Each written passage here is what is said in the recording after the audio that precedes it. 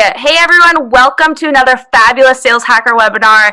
As you can tell, I am not Scott Barker. Hopefully I will be doing him justice today. He is unable to make it. No worries, we have an amazing crew of people today. I am so incredibly excited. For those of you who don't know me, my name is Katie Ray. I'm the community manager over here at Sales Hacker, and we are celebrating our 1-year birthday of community. We are so excited to be doing it right with this amazing session that we've got planned with us. For those of you who are joining, if you can take 2 seconds, make sure that your chat is turned to panelists and attendees. Don't worry, I'll be repeating this a few times.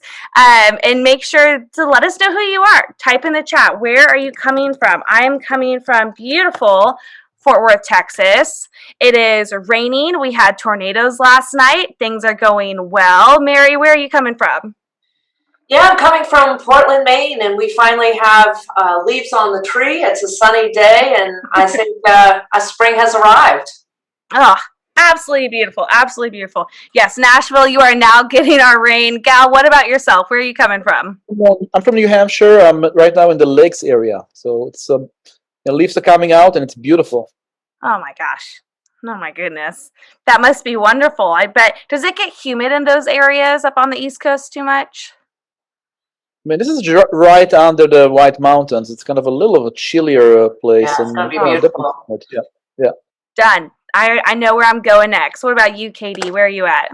I'm in Austin, Texas. So we were getting the rain a few days ago, and haven't had my tornado warning yet, thankfully here. But I think it's been fun to get storms again. After being in LA for the past 14 years, you don't get thunderstorms out there, and so I still get excited by the thunderstorms and the rain and the hail and everything because it's just new and it's different to me. So I'm enjoying it. I love it. I understand. I'm actually a West Coast kid, born and raised. My sister still lives out in Southern California, out in Venice. And she'll call me and be like, I'm freezing. I'm like, well, what's the temperature? It's 75 and there's clouds. And I can't handle it, especially after the winter snowstorms that we have had in Texas this year. So I just can't deal with it. I'm like, I love you, but LA makes you soft, and I can only say this because I'm from LA. I've got LA tattooed down my side. I can say it because I am a Los Angelan. But my wife's originally from Wisconsin, right? So that's where we met. So cold. Cold in Wisconsin. It only took 2 years before same thing, 72 degrees at the beach. Oh, I need a jacket. I'm like, what happened to you? What? We know what cold is. This is not cold. So, LA, that's my city. But yeah, you get soft real quick there with the weather. It's a blessing and a curse, that's for sure. Well, we definitely have an amazing group of attendees today. I'm so excited. We got some SDRs, some sales op people, a bunch of AEs. For those of you, excuse me, who are here because this was on your calendar and you can't remember what we're talking about, let me tell you, this is going to be the best hour of your day. We have an amazing conversation planned talking all about what is this data that everyone's talking about? How do we collect the data? What do we do with it? Not just as managers, but as individual contributors as well, who has that ownership to pull your Salesforce reports, pull from your other CRMs, look at this information. And then once we understand how it says what it says and what it says and why it says what it says, what do we do with it? How do we take this information and how do we as managers create plans for our teams for more success? And then as individual contributors, how do we take this information and leverage it to be even better at what we do? So as we get started today, I'm going to go around our little room and have everyone start off with intros.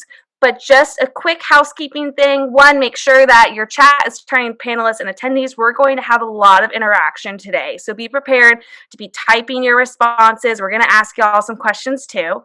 Secondly, at the very bottom, check for the little Q&A box. It's right next to raising hand, okay? Make sure that you are dropping your questions down there every single time something comes to mind, because we're going to be asking our panelists in real time. So it's going to be super fun. And then I think last but not least, get ready. Grab something to drink real quick because we're about to get started. And I'm going to start off with intros with KD first because you took some water. Yeah, you waited. I appreciate, I respect it. It's a power move. and I'm all about it. So Kevin Dorsey, everyone calls me KD. I'm the VP of Inside Sales at PatientPop. So I run the SDR and the AE org.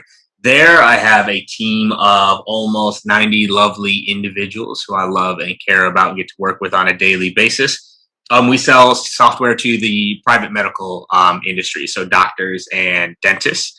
And I'm an avid learner. I'm a father. I'm a brother. I'm a son. And I'm just passionate about sales. I'm passionate about salespeople and trying to help everybody level up and live their best lives. So that is me. Awesome. We are so excited to have you. I'm sure we've got a bunch of Katie fans in here today.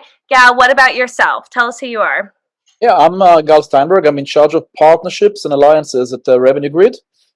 So my day role, I work with implementers that implement mostly Salesforce, so a lot of CRM. Help them to implement our solutions within Salesforce, and I work a lot with Salesforce itself. I work with a lot of Salesforce AEs, SEs, RVPs to evangelize our solution and how we can help them with their customers.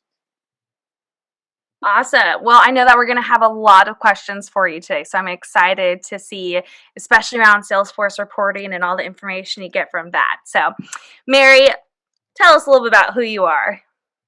Yeah, thanks, KD and KD and Gal. So my name is Mary Shea, and I'm the Global Innovation Evangelist at Outreach. I'm now, I think, on my second full month in this particular role. So I'm so excited to be part of the company and to be welcomed into the organization. And my role is really similar to what I did at Forrester, but on behalf of Outreach. I'm doing and conducting a lot of primary research on the future of B2B buying and selling. I'm looking at the continuous evolution and consolidation that's happening in the sales technology landscape. And I'm looking at diversity, equity, and inclusion within the B2B sales world.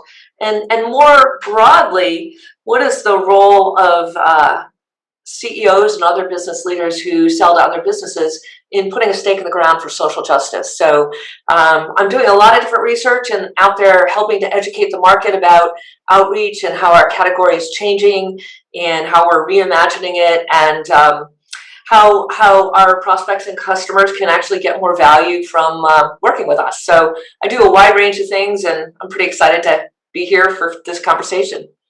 Awesome. We are too.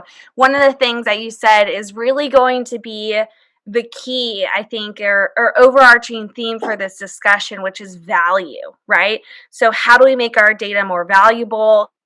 How do we take what we're learning from it and make it valuable? And then how do we turn that into something tactical and practical that's going to provide so much value for our reps and our team. So as we jump into this, once again, make sure your chat's panelists and attendees. Make sure you're dropping questions in real time. This is going to be recorded. I dropped that in the chat. It's going to be sent within 24 hours of the event. But as we jump into this, it's so important for all of us to have just a basic understanding of data, right? We see this all over social media of social selling or intent data and buyer sentiment and all these concepts, but we don't really know like how we define data. And as sellers and as managers, what are some good examples of just baseline data that we should be looking at? Gal, what do you see, especially whenever you're working with the team at Salesforce, of what's some data that sellers should just always be keeping an eye on? Yeah, so what's interesting is with Salesforce and CRMs in general, they're only as good as what people key into them, right? And, if you look at, I love to give example of pipeline meetings, okay? What's the most common question in pipeline meeting is, have you updated Salesforce? So for me, it's like, let's update Salesforce, but let's automate it because we can actually bring all the data. And where do salespeople live? Salespeople live in email and calendar. There's a wealth of information that companies have under their email calendar that they're not bringing into the CRM. And it's not just Salesforce; it's any CRM. So one of the things we talk about automating is all this data that you have. It's communication data. Okay, it's emails, it's meetings, it's documents that you sent out.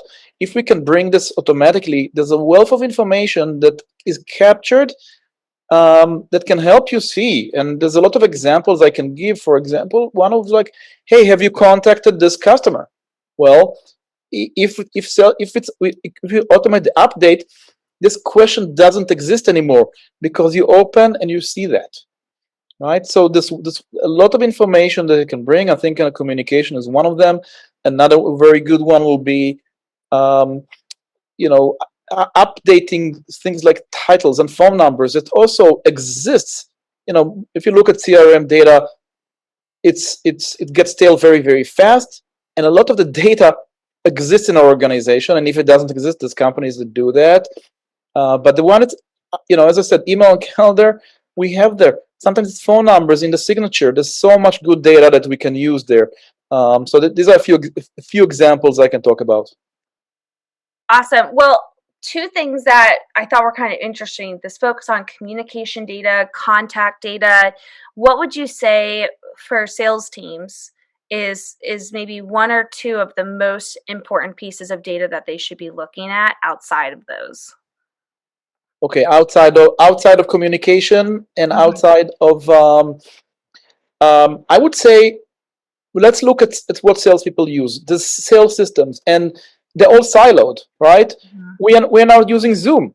That's a silo, right? This information the companies use, it doesn't go into Salesforce, right? They use DocuSign. They send out, you know, and again, it's another siloed information. So I would say if you look at those sales systems that people use, and it can be payment, right?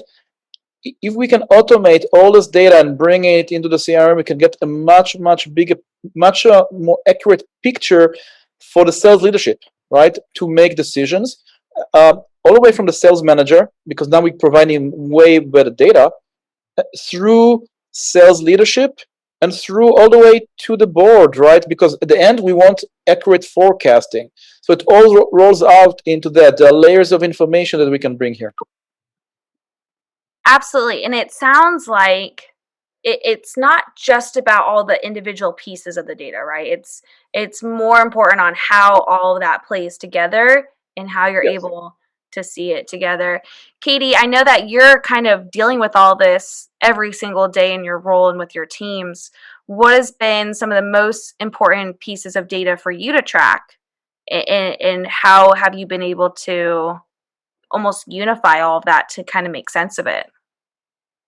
So, I mean, I think there's a couple parts to it. I think unification actually becomes easier when you only pay attention to data you can use, right? And so, like earlier, you know, you mentioned the word value. I think Mary also mentioned the word value. And what we talk about internally a lot is something's only valuable if you can use it. Like, if I gave you $1 million right now, but you couldn't spend it, is it worth anything? And so I do think we have a lot of people. No, you can't trade it in, you can't exchange it, you can't do anything. If I just handed you $1 million worth of bills and you can't spend it, there's no value because you can't use it. I think a lot of people look at a lot of data that's not valuable because they can't use it, right? And so when I look at the buckets of data that I like to pay attention to, of course, is the sales data. So I'm paying attention to all the core metrics that my teams are doing: connect rates, conversion rates, pass-through rates, qualification rates, show rates, conversion rates, sales cycle, average contract value, seats per, right? Like I'm looking at all of those things, but all of those data points are then broken down by segments. You can look at all of those for inbound, all of those for outbound, all of those for channel, all of those for so you can spread those things out.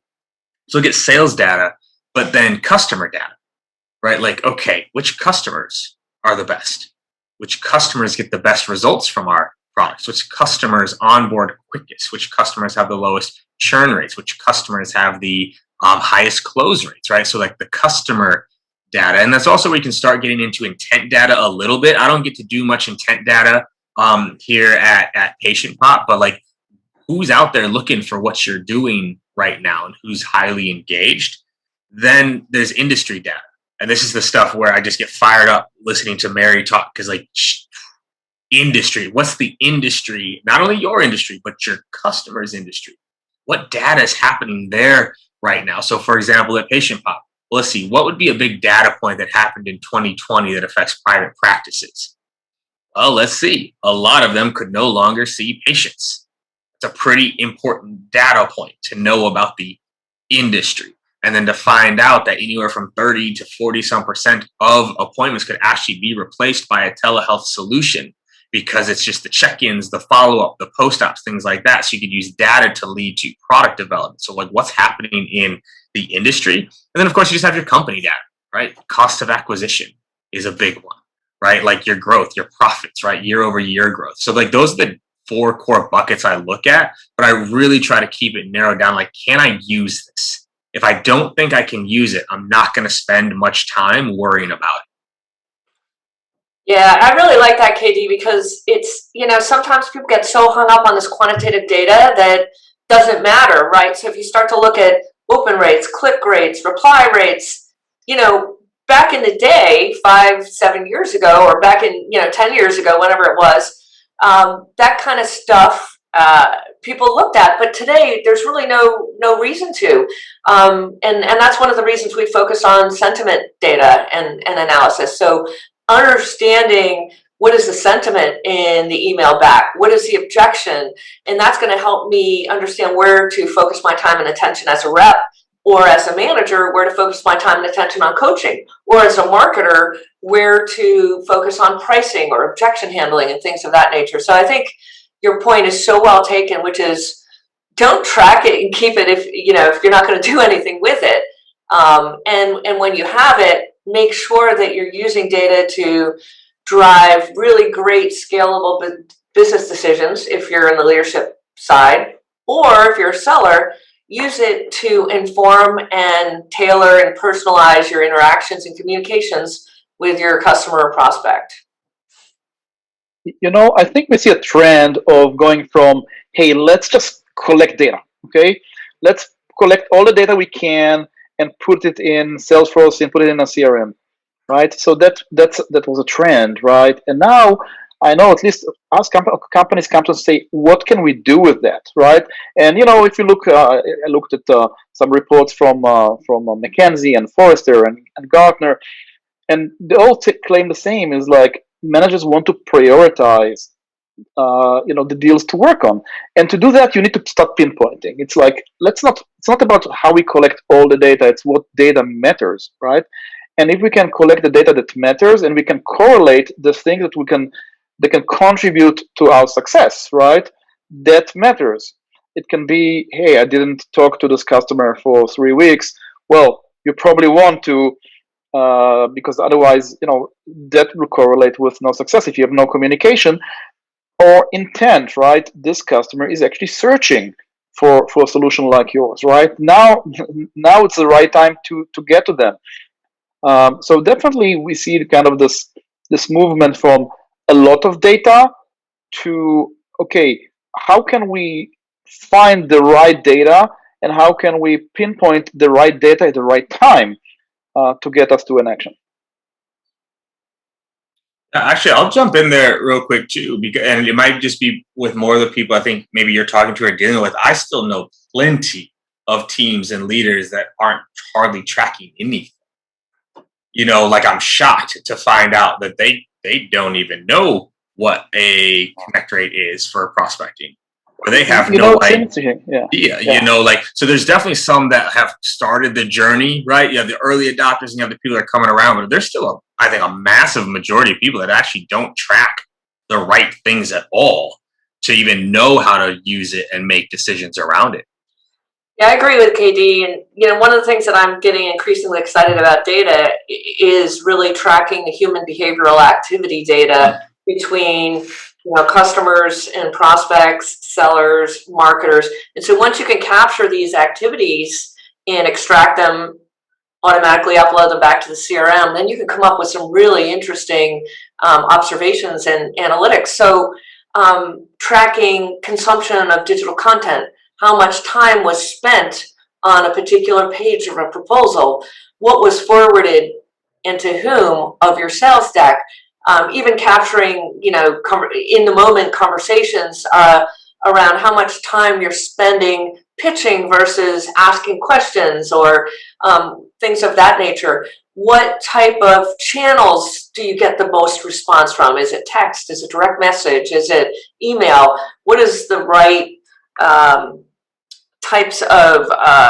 contact data for the people you're talking with. So I think that tracking and extracting this data, uploading it to your pipeline can now start to provide visibility into what's tracking from a forecast standpoint, what's not. And everyone always focuses on forecast accuracy, which I think we can all agree is important. But KD, if you're an operator, like, it's more important to know, like, what do I need to jump in and correct before I lose it? I don't really care about the loss report and everything I can learn from that. I want to correct it before I lose it. What do you know? And there's just, everyone's like, oh, I want to forecast right, but I really want to fix it before I lose it. What's your perspective? So this issue is really funny. Forecast is actually very basic math.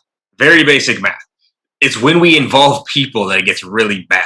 Mm-hmm. If I know my pipeline and I know my close rate and I know my sales cycle, I don't have to talk to anybody to really give a relatively accurate forecast on where we're going to land based off the age of that pipeline and my close rates. It's when you start asking people to predict, like, what's going to close? Why is this one going to close? Is when it gets to get skewed. But to your point there, like, I want to get ahead of it and everything. And I think we're going to get there in this conversation. This might help segue it. Behind every piece of data, there's a behavior, process, or skill. And so, like, we internally, we use something we call BPS, right?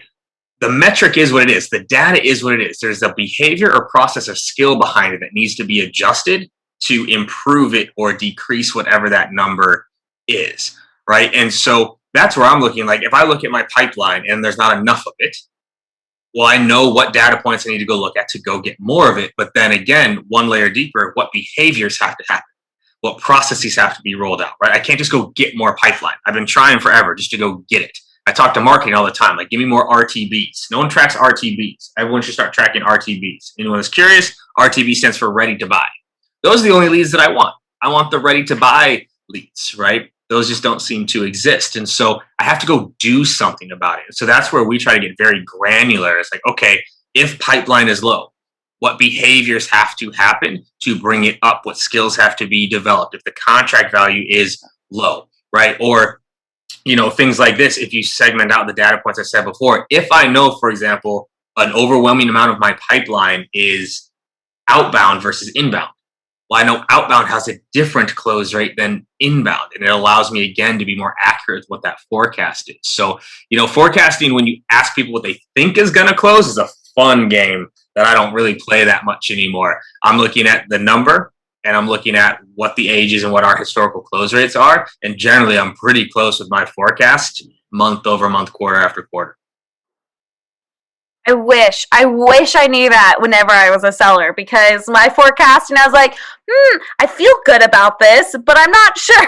I wasn't, and that's, I mean, as sellers, right, that's a very easy trap to fall into, is your manager says, what's your pipeline? And like, give me your forecast, but you never know how to do it. So that's so incredibly actually, helpful. I'll follow up on that, because that we have, like, anyone that's heard me like really dive into this stuff before, I'm big on checklists. I'm big on what are the things that give us our best chance of success, right?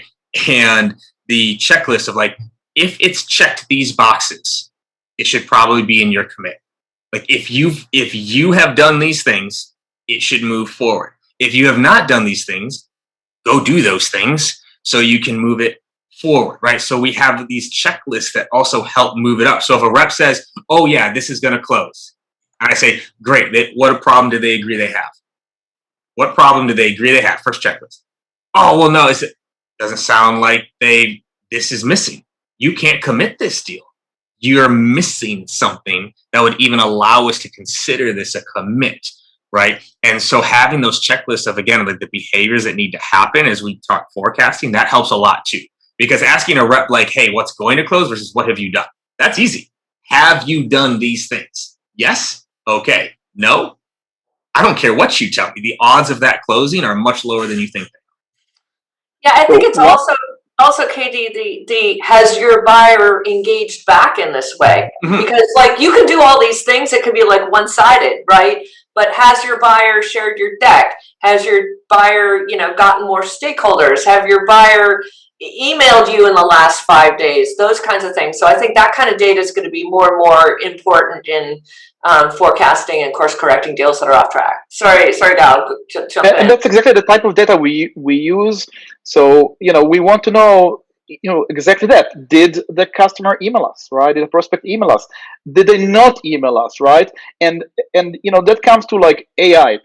AI is a big word, but AI cannot solve you this process and this checklist. This checklist has to come from process, from learning, from improving, from doing a lot of A/B testing on messaging to what type of content actually gets our prospects excited, right? And then you add that to the process, to this checklist that Kevin said, because that the AI cannot tell you what a checklist is. You evolve. Some companies call it a playbook and it's very official. Some companies have a very unofficial checklist.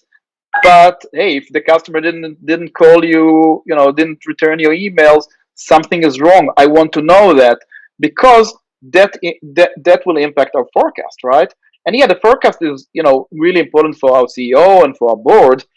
But for us, we want to close those deals so we can hit our quota, so we can hit our forecast. But using this data and using the data wisely is very important. So what type of data will help us understand if we are on this checklist or not? What type of data will help us actually to move to the next to move through the checklist? And one of the things that we spoke earlier is, and Kevin, you said that, KD, so you said that, hey, a lot of teams don't do anything. And I think one of the things we see is in sales, that's probably one of the, especially in the sales manager level, it's one of the underutilized places for data in the organization. The actual salespeople. Now, by actually looking at this data and providing them insights of what they need to do based on this checklist that we call it the playbook, right? We can really help them hit the forecast, which is you kind of mentioned earlier. We can make sure that things are not dropped, so we can go through this checklist. So I think it kind of combines what Mary's saying, what Katie is saying, that by using data wisely, we can provide the right type of data and understand what is the right type of data, because now we can see which data is providing more opens, which customers are stopping on which type of content, and then how that keeps us moving through this checklist, through this playbook. Absolutely. And I think one of the biggest things too, we've really come to understand what data looks like in our day-to-day and the different levels of it and the different types of it and the different levels of importance, and really anything around it. But more importantly, now that we have all this information, we've got all these numbers, and we know our open rates, we know our close rates, and we know our email success rates and follow through, all these things. What do we do with that information? And Kevin had sent a really good question for you, Katie, to talk more about, once we know that these numbers are important, how do we decide what should be on our checklist? How do we decide what, kind of going back to that conversation about behavior, how do we decide how this turns into insights at this point? And so I think there's two questions there. There's the checklist, and then what do you do with all of this data? So I think how what goes on the checklist is actually working backwards. And Mary called it out for the way I was talking through it. What is it you want the customer to do?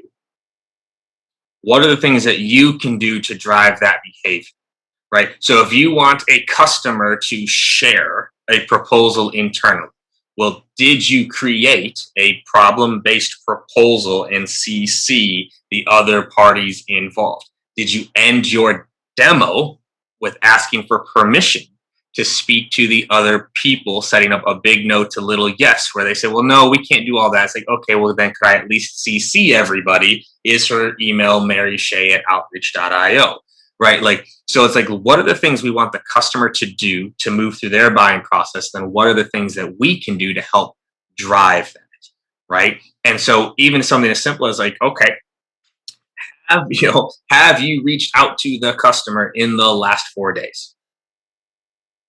These are sometimes just very basic things. I heard a funny joke recently. It's sometimes AI, artificial intelligence, gets confused with AI, which is just actual intelligence. If you haven't spoken to them in 2 weeks, there's a problem. I don't need AI to tell me that. There's a problem there, right? So I look through, and most leaders, I think they discount their ability to do this. I'd be willing to bet Mary and Gal could step into my team and within 2 weeks create a checklist to help them close more deals. Because you know what you're looking for. You know what things, if done, are going to give you the best chance of success, right? And so that's how I look to build checklists. Is there's discovery, there's prospecting, there's the demo itself, there's the follow-up, there's the negotiation, there's the deal process. We have almost 70 some people on here. I bet I could probably build a checklist for most of y'all because there's some pretty standard things that need to happen in the sales process, but it's focused on things that you control, right? If the customer hasn't responded back, what is something you can do? So that's how I look to build out the checklist, right? And then again, to prioritize it though, I always try to focus on what's going to have the biggest impact. And I think this is where people that measure a lot of stuff can go wrong, is they're measuring everything. They try to impact everything. There are maybe 2 to 3 key metrics or data points that I'm looking at on a monthly or quarterly basis, because I can go impact my open rate here, but if my average contract value is 40% of what it needs to be, that open rate doesn't matter. I need to get that contract value up, right? And it all funnels and flows through. So that's kind of how I try to prioritize the data I'm looking at and then building kind of processes around it. Well, also on the open rate, if the response back is, we're not interested, or we have another provider, or we don't like your pricing model, like you can look at all the open rates you want, and there's, it's I just did this with we sat down 2 weeks ago, and I took my managers through response by response by response by response and showed them that the sentiment we were getting from outreach was accurate. I was like, look, because this is also sometimes too, I feel like sometimes when they look at numbers, it's almost like it doesn't hit as hard. Whereas if I make you read all the responses that say not interested, not interested, not interested. So this whole time you're like, look at my response rate, it's 10%. But then I make you read that all 90 of those responses were take me off your list. That hits different than a 9% response rate. Right. I mean, who cares, right?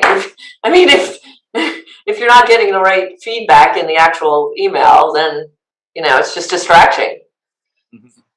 Or what's the absolute number? Sometimes people are so focused on the reply rate, they forgot about the absolute number, okay? Because I would rather have a 5% reply rate over a 10% reply rate if the amount of replies is much higher. So the absolute number is important. If we optimize for the reply rate and we have a much higher reply rate, but we throw in much less leads into the engine, the absolute number is less sales. Okay. Sometimes people are so focused on the rates and forget, that it turns into an absolute number of sales figures, which we need to optimize, not just the rates.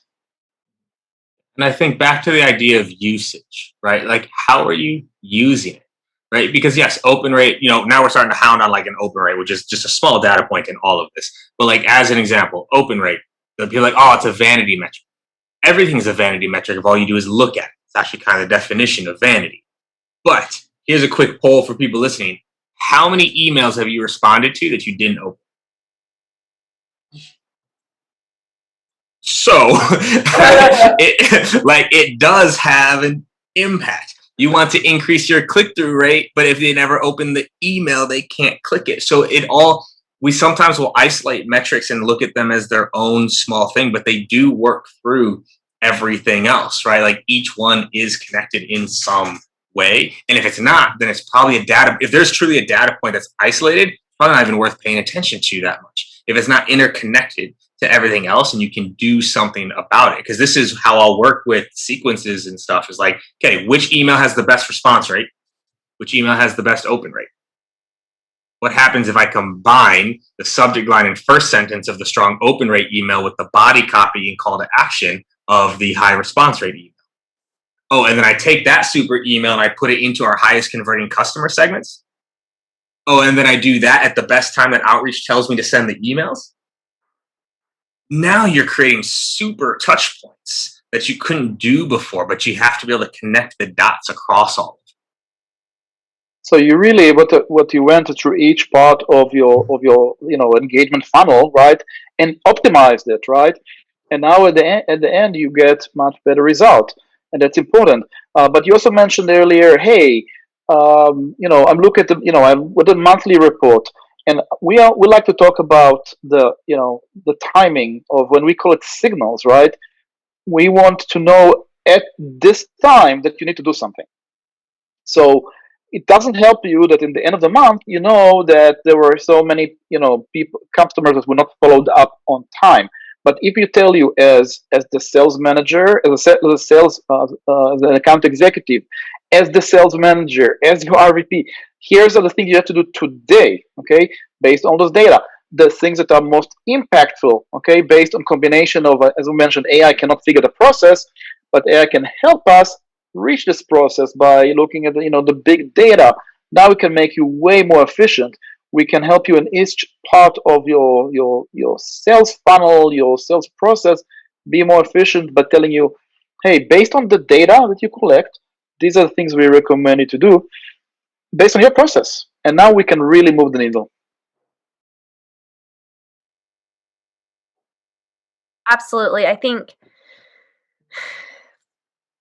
what I'm really curious about is, are there ever times when you say, I'm trying to figure out how to track this, or I know that this is important. I see everyone talking about buyer sentiment, and I'm trying to track what that looks like. And is there ever a time when you're trying to find how to prove something whenever you're looking at your data? Is that ever something any of you come across? Sit back and let Mary go to work on this one. I knew that was coming my way. What I want, having been a former chief revenue officer and having my sales, my revenue operations person never further than 3 feet away from me at any given time, and I think Katie knows where I'm going to go with this. We can make data tell any story we need or want it to tell at that moment, depending on whether you're meeting with a board, whether you're meeting with your CEO, or what have you. So data can be tricky, and so what I like about the conversation that we're having today is that we're moving away from sort of massaging data to tell the story we need it to tell, to rather extracting activity data and using that to really inform coaching, collateral creation, forecasting, and course correction of deals that are off track. And so these are really, delivering, business results versus sort of allowing me to tell the story so I can keep my job for another 18 months or whatever it is. So I don't know, Kevin, if you have thoughts on that as well. Yeah, I mean, yes, I was hoping you were going to go that route, because you can use data to prove almost anything you want, and however you choose to put it out there. But in a holistic view, and I also, having had to work with Mary, but I would assume we do this very similar too. Like, you are using data to try to prove not only yourself right, but also prove that you're not wrong. Yeah, I think that's where people love to prove that they're right. Like, oh, I have this silver bullet, but can you prove that you're not wrong? Can you do something different and show a different impact there? So I think I'm constantly using data to try to prove my assumptions, right? But at the same time, not trying, I wish there was a different word. Proves maybe the wrong word. Like, I guess it's to test the assumptions. I'm not trying to prove them, right? Like, if I have an assumption that this is happening, I don't want to prove I'm right. I want to prove I'm not wrong, right? And then going through that process, I think, is really, really important. Like, we can have an assumption that, okay, these close better. I'm not trying to prove that right. I'm trying to prove I'm not wrong. Like, are other things closing better than that? Are there other examples where the data isn't true, right? Like, because I joke with my own team, salespeople love the number one. Love it. If it works once early, they'll do it forever. They'll do it forever. Works one time. Oh, I got this email's perfect. This is how I handle that objection. And they'll use it forever, even if it goes 1 for 1,000. because it worked once early, they'll do it forever. But it's also the opposite. They try something and it doesn't work. Never do it again.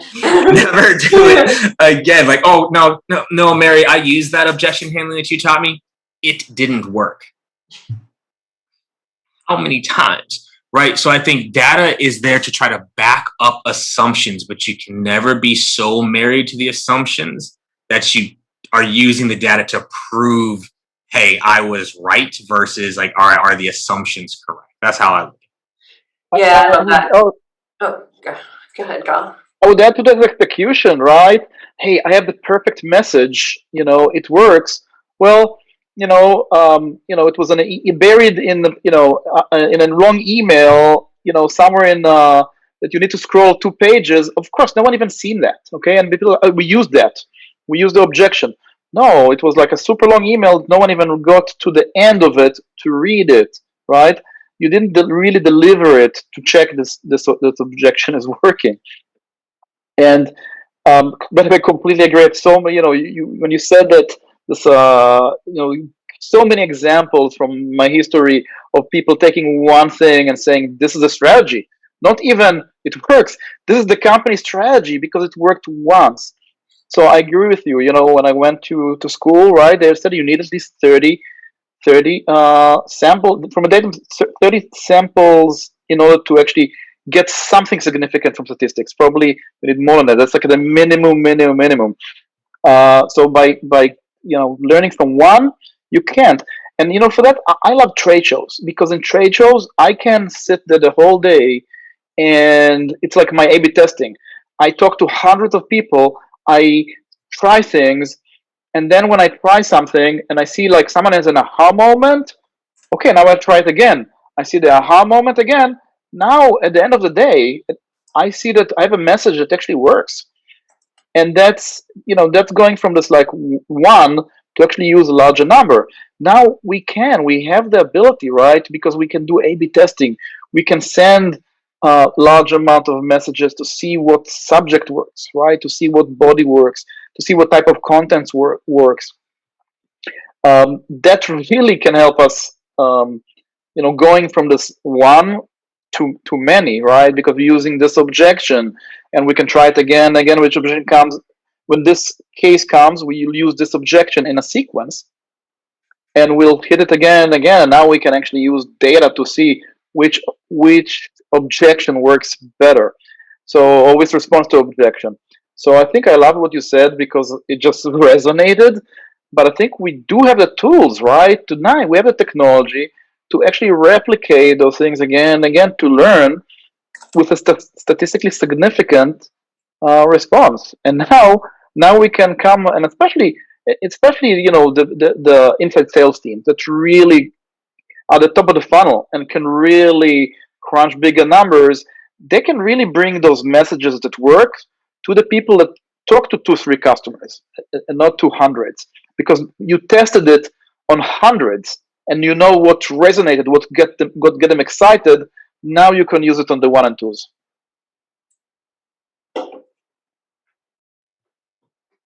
Exactly.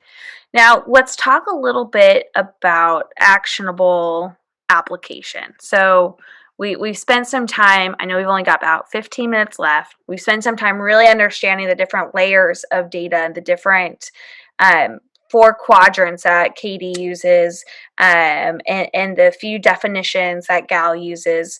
And we've talked about this data analytic idea and these insights that we get, and really focusing on the behaviors that we learn that our customers are demonstrating and that our reps are demonstrating as well in response to that. But now let's kind of look at some of these more practical actions that we're going to be taking from everything we've learned. I'd love to hear some examples, Katie. I'm sure you've got some of data that you've gotten from your team, the insight that you learned from it, and then actions that the team created in response to or in planning for. So I think I'll take this 2 places. So in Q3 of last year, maybe it was Q2. It was all a blur. We all blacked out 2020. It happened last year. Don't worry about the dates. I had my managers do what I call a scaling greatness exercise, right? So it's also very easy in management and in leadership to always focus on the bad metrics and also to always focus on the average or the median, right? So there's this quote from this book, Happiness Advantage, and it's stuck with me ever since. Look it up, Happiness Advantage, Sean Acor. He gives a TED talk that's really good. But what he talks about is that, and this happened in sales too, is like we've created the cult of the average. How fast can the average child learn? What's the average close rate? What's the average sales cycle? What's the average contract value, right? And then we build around, we cater to the average. And so what he talks about is like, why aren't we studying the positive outliers, right? Like we look at outliers and we tend to throw them out of data. In fact, if you talk to a lot of data people, if it's too far outside the range, they toss it out because it's an outlier. And so what I wanted my managers just like study the positive outliers. Who has our highest close rate? Jess, you're on that. Who has our fastest sales cycle? Jessica, you're on that. Who has our highest seat per value? Brad, you're on that. And it's like to study the positive outliers on what we thought contributed to those metrics from a behavioral standpoint, right? And then if you can narrow that down, right? So I'll use the close rate example. The rep that had the top close rate, when Jess dove in and only listened to those demos, right, of the ones that were closing, there were certain patterns that started to emerge, right? One, she was a phenomenal storyteller, and she told stories about how her father was also in the medical practice, right? And we felt that was giving her more authority of a hook. When it got to the pricing, she always got permission to make a recommendation. And her recommendations were then backed by a certain number of patients and that value combined and then pulled back through. And we could see those patterns. So then what do we do with that? We build those into our checklists and scorecards and trainings for everybody else, right? So I think that's one area of like study who's doing really well and figure out the patterns of behavior there. But the other thing that we do on the flip side of this is helping reps do a little bit of self-management, because to all my sales reps, how many of y'all love being micromanaged and told what to do? Throw it in the chat. Who loves being micromanaged and told what to do? Here's also a funny story. Hey, reps, who would like an A, B, C, D, E, F, G plan to success? Who would like a paint by numbers path to success? Anybody? Yep. Well, but wait, you don't want to be micromanaged. Oh, and here's the dichotomy of sales, right? Oh, here's an A, B, C, D plan, but don't you dare micromanage me to that plan. So what we did is we built self-management plans based off metrics. I guess I didn't plan on doing this. Can I share my screen real quick? I could do this real quick and just show people in 30 seconds what I mean by this. Yep. Let me give you the permissions here real quick. There you go. All right, let's do this. Now we're getting into the realness, right? So like what we've done here is like, okay, what's your goal? What's your seat per deal? What's your seat value? What's your close rate? What's your show rate? How many of your demos are going to come from calls, emails, or vidyards? What's your connect rate and your conversion?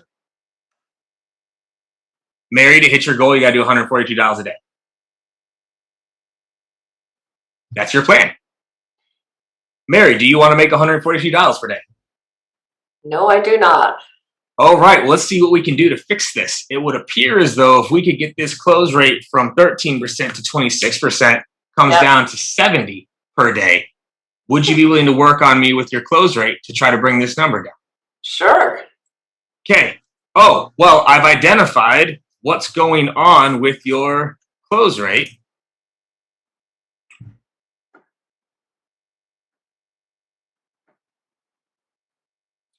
Because I went through my issue diagnosis checklist, and for close rate, I found out that you're not getting multiple whys and your follow-up doesn't seem to be consistent. Things are slipping through the cracks. So if we can fix these two things this month, I think we could get your close rate up to 26%, get you a shot at your goal. What do you say?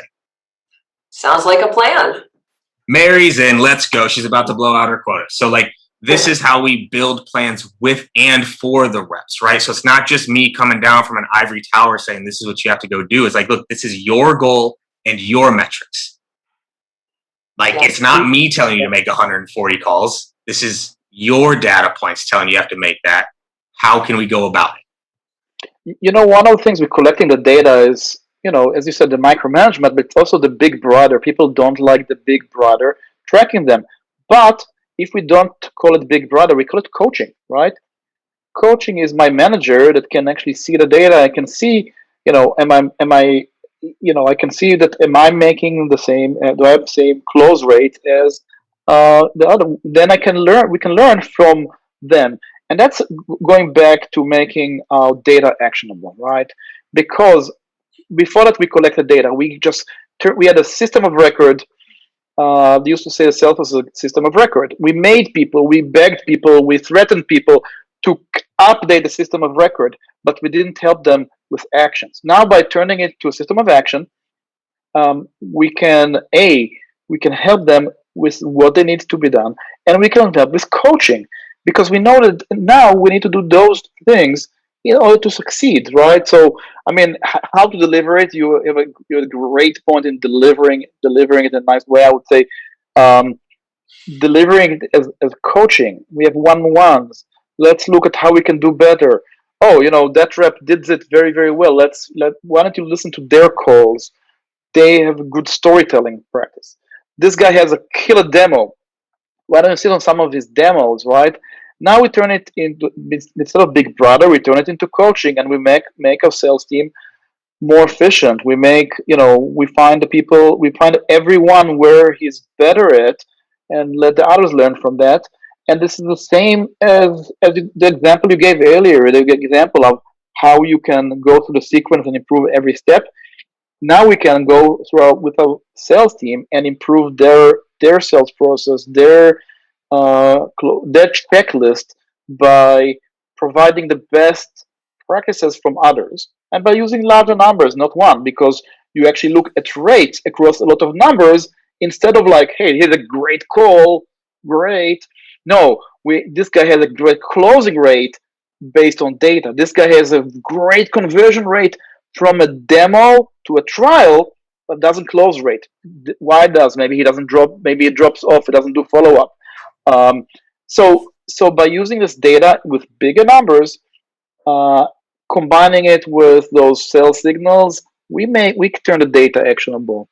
So I think it's I really love the examples you used, because they're really real life and tie into this, how we can use data today to be more efficient. Yeah, I really like where this conversation is going, and thank you for sharing your spreadsheet, KD, with us. It sort of sparked a concept for potentially even another webinar, another discussion down the path, which is, what are the attributes that the sales manager needs today to be really effective? Because in the past, we'd hire up these folks who are great reps and good motivators and relationship builders. Now, all of a sudden, you've got this dynamic spreadsheet that you're analyzing data on. And I just wonder if if it's challenging for some of the sales managers to start to acquire the skills to really consume and understand and understand what data means, so they can take those next actions at scale, and also provide the coaching. Like, clearly you're all over this, but I bet there's plenty of folks out there that are just starting in on the journey.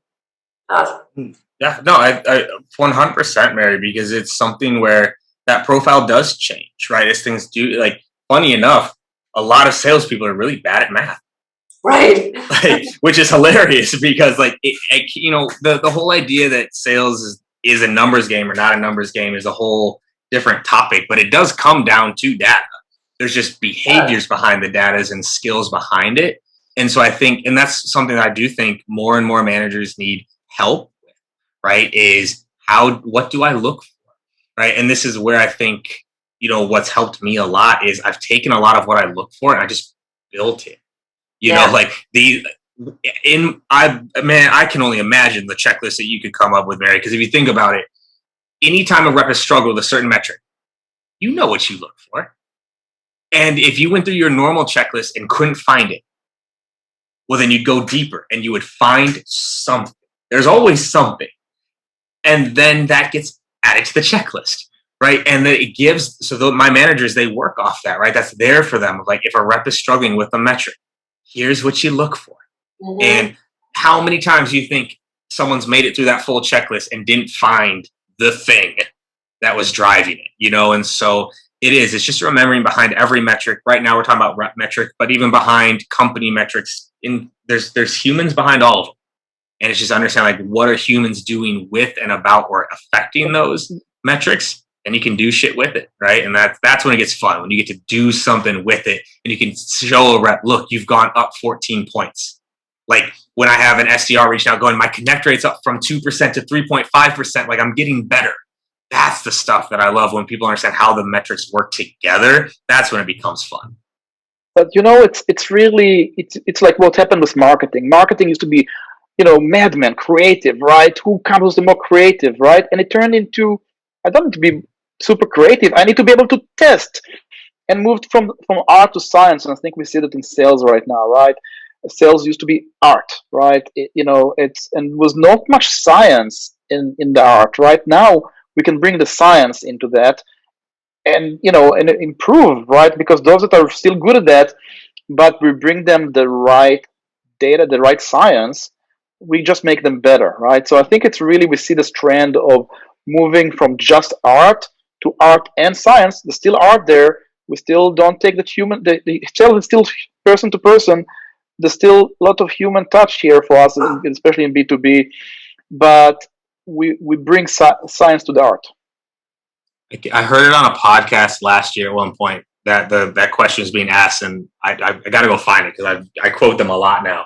But it was like, if people understood how much science went into art, they'd stop asking the question. If they understood how much science went into art, angles and math and perspectives and where things like it is. Art in itself is a science, right? And that's that's what makes sales so much fun, is we get to do both. When you do both, oh man, that's when this is just so much fun, and what I think keeps us going and keeps us kicking in this industry.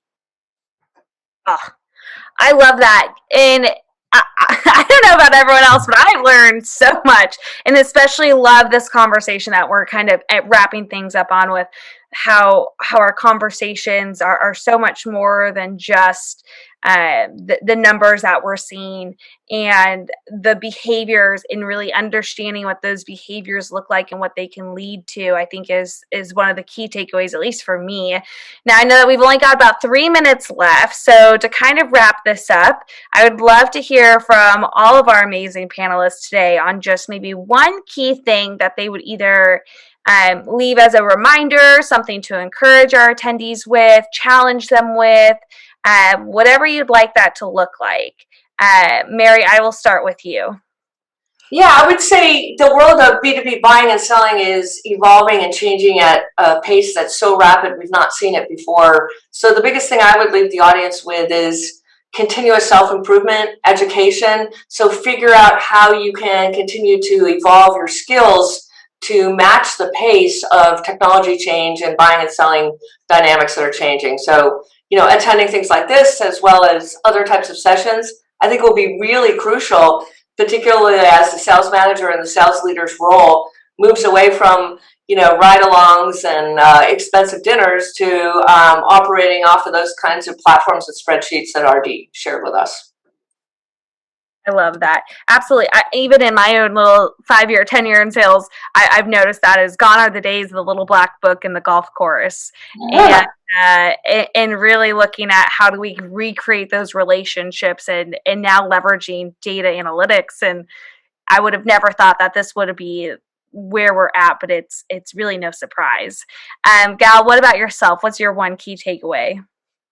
Oh, I love the golf course. And I think, by the way, that still exists, guys. That still exists. We still buy from people.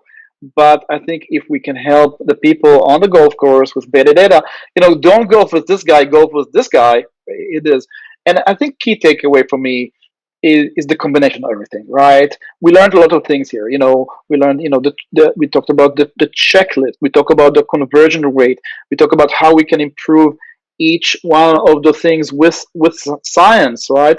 So I think for me, the takeaway is not one thing. The takeaway is that there's a lot of little things that we can improve using science, and turn those huge amounts of data into discrete actions we can take, that really can move the needle, right? Because at the end of the day, if you take all those little steps, you can, if you go from 10% close rate to 12% close rate, conversion rate, not close rate. Now this is 20% 20% increase in revenue for the company. That's huge. And it's just by going through each step and optimizing. Yeah, just even that little change over 100 accounts can make such a big difference. I think that's absolutely amazing. Absolutely. Katie, you'll wrap it up for us here. What's your last takeaway? You know me and following rules, so I'm gonna do two. One, I want to shout this out here. Like, truthfully, one is, study what people like Mary are out there doing right now, because I mentioned like the number one. I work at one company, and so I have my experience at the one that I'm looking at right now. Where Mary's out there, she's studying the buyer landscape, the industry, getting more data points on how the buyer landscape is changing from multiple companies. And I think that's really important. Again, back to this idea of like proving yourself right or wrong, is learning from people that are getting kind of that bird's eye view of everything versus being just stuck in your own data points. So I think that's my first call out, is get data points from other people. The second would be, we touched on it briefly, study the good metrics. Study the good metrics. Look in every single metric and find what are the positive outliers. If it's CAC, which customers cost the least amount to bring on. If it's churn, which customers churn the least. If it's close rates, which customers close at the highest clip. Like, if there's a rep, that study the great outliers too. Because to what Gal just said, if you're trying to get a 2% lift, or I guess 20% lift, a 2% lift, study someone who already has it. Who, like, if you're trying to go from 10 to 12, who's the rep that's already at 18? Study them. You may not get everyone to 18, but I bet you can learn enough to get everyone else to 12 while that person stays at 18, right? So study the positive metrics too and see how you can scale great. So that's it. That's all I got. That's great. Y'all, thank you so much for joining us today. This has been an amazing session as always. And thank you to our fabulous sponsors, RevenueGrid. We really appreciate y'all. Don't forget, this will be recorded, or I guess it was recorded, and it will be emailed to you within 24 hours. So keep an eye on your inbox. Rewatch, let us know what you think. This has been a heck of a conversation for me to jump into. So thank you everyone for having me. Thank you for our amazing speakers. And we will see you all on Thursday for the next one. Bye everyone. Have a great day.